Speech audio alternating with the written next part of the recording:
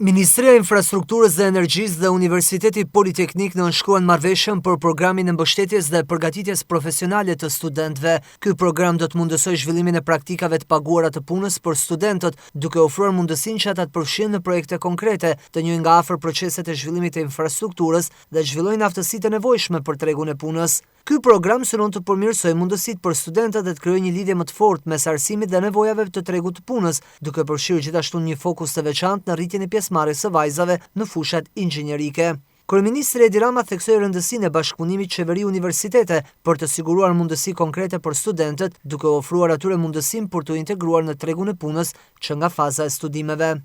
Dhe duam njëkohësisht që të mbështesim edhe më shumë çdo përpjekje që bëjnë universitetet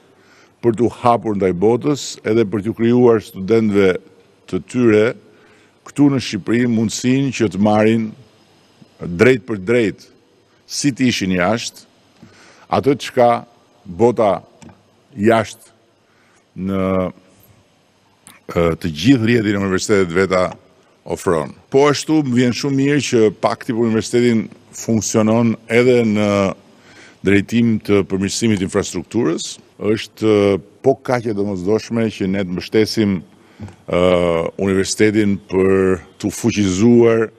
me laboratorët e nevojshëm, për të fuqizuar me teknologjinë e nevojshme në mënyrë që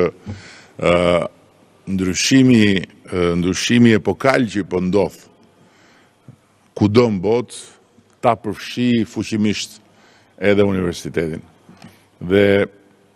në fund dua ta mbyll pikërisht me këtë ndryshim dhe me domosdoshmërinë që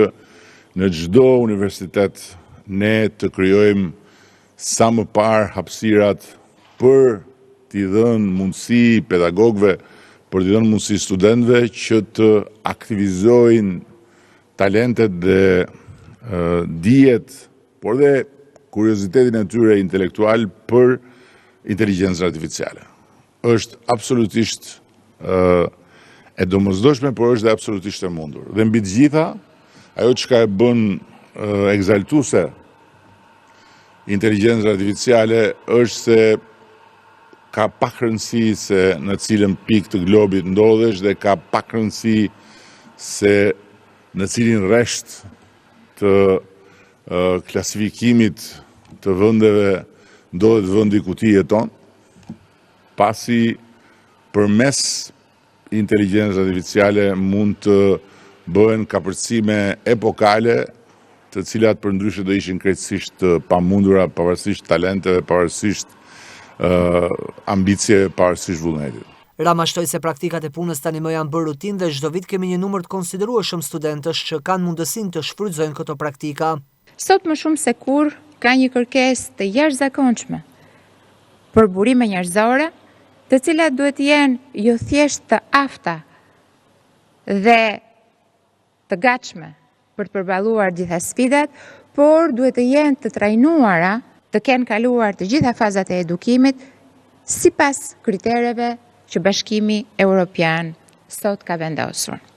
Pa njerëz të formuar, pa të rinj arsimuar dhe të trajnuar, çdo reformë, çdo investim, çdo vizion mbetet i mangët.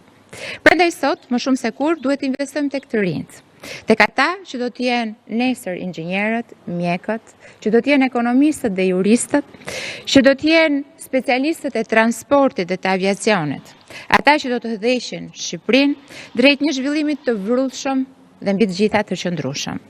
Për këtë arsye, qeveria Rama ka hartuar një program qeverisës që vendos njeriu në qendër, duke ofruar paga dinjetoze, kushte pune konkurruese, mundësi reale për zhvillimin profesional. Brenda këtij mandati, paga mesatare kombëtare do të arrijë 1.000 euro. Si përfaqësues i gjinisë më të dobët, më vjen keq, por duhet edhe bashkëvuajtësit burra dhe djem ta pranojnë që gratë janë më përpara se ne. Nuk kemi çfarë bëjmë tjetër përveç se me shumë dinjitet të dorëzohemi përpara këtij fakti, edhe të përpiqemi të rekuperojmë sa të mundemi,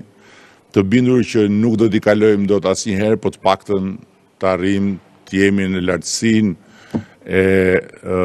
të qenit bashkëudhtar të tyre dhe t'ju rrim në krah me sa më shumë dinjitet.